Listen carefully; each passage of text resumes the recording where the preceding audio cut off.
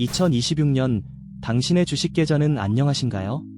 워런 버핏의 투자 원칙이나 성공한 투자자의 성격에 대한 이야기는 잠시 접어두셔도 좋습니다. 지금 당신의 투자 계획에 AI, 금리, 그리고 인플레이션이라는 세 가지 핵심 변수가 빠져 있다면 그 모든 노력은 시작부터 잘못된 길로 들어설 수 있습니다. 많은 투자자들이 어떠한 종목을 살까라는 질문에만 매몰되어 있지만 사실 그보다 수백 배 더 중요한 질문은 따로 있습니다. 2026년의 시장은 과거와는 완전히 다른 규칙으로 움직이고 있기 때문입니다. 투자를 시작하는 대부분의 사람들이 저지르는 치명적인 실수가 있습니다.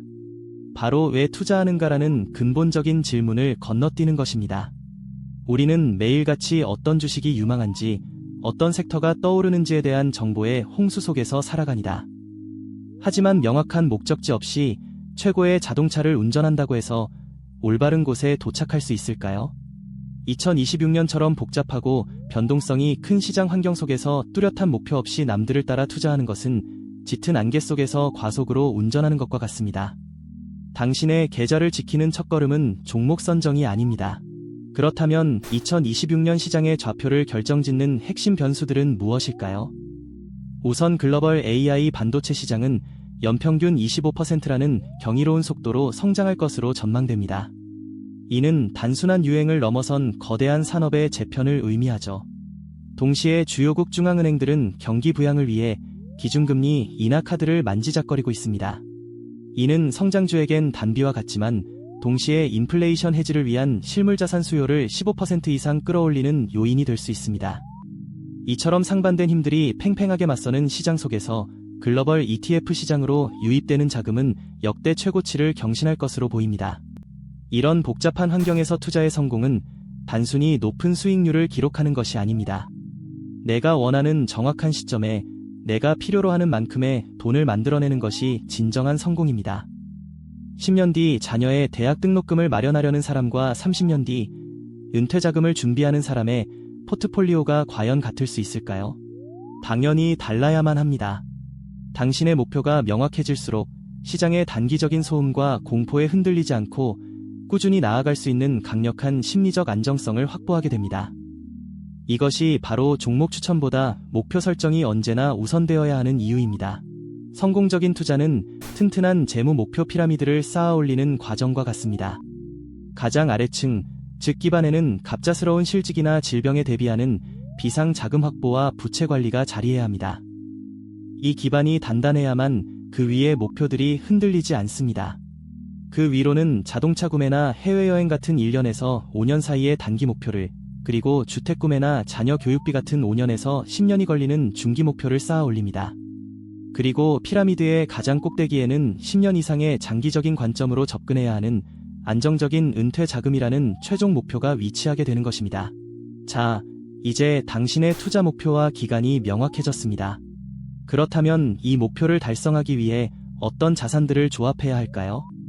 목표가 정해졌다는 것은 곧 투자의 방향키를 손에 쥐었다는 의미입니다. 2026년 시장은 우리에게 두 가지의 강력한 선택지를 동시에 제시하고 있습니다.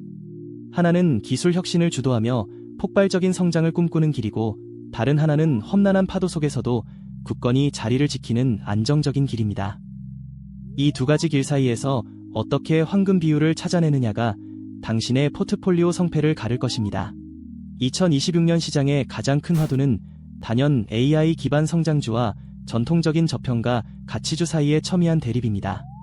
한쪽에서는 AI, 반도체, 로보틱스 분야가 인류의 미래를 바꾸며 엄청난 부를 창출할 것이라고 말합니다.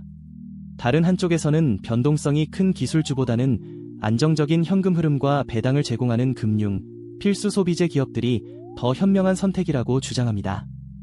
이 팽팽한 줄다리기 속에서 많은 투자자들이 혼란을 겪고 있습니다. 과연 우리는 어느 쪽에 베팅해야만 하는 걸까요? 두 전략의 특징을 자세히 살펴보겠습니다. AI 기반 성장주는 AI, 반도체, 로보틱스, 헬스케어 같은 미래 지향적 섹터에 집중합니다. 높은 성장 잠재력을 가졌지만 그만큼 높은 변동성과 고평가 논란이라는 리스크를 안고 있죠. 반면 저평가 가치주는 금융, 필수 소비재, 산업재처럼 우리 경제의 근간을 이루는 섹터들로 구성됩니다.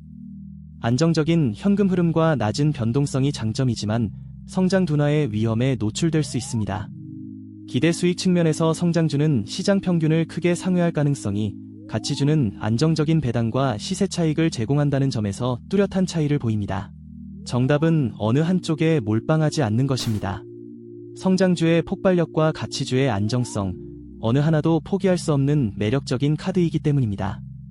계란을 한 바구니에 담지 말라는 투자의 오랜 격언은 2026년 시장에서 그 어느 때보다 중요합니다.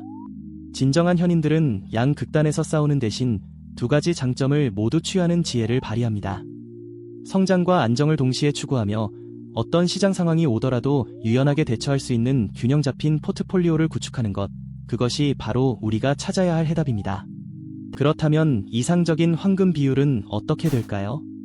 많은 전문가들은 2026년 포트폴리오의 약 35%를 AI와 반도체 관련 기술주에 배분하여 성장의 기회를 놓치지 말라고 조언합니다.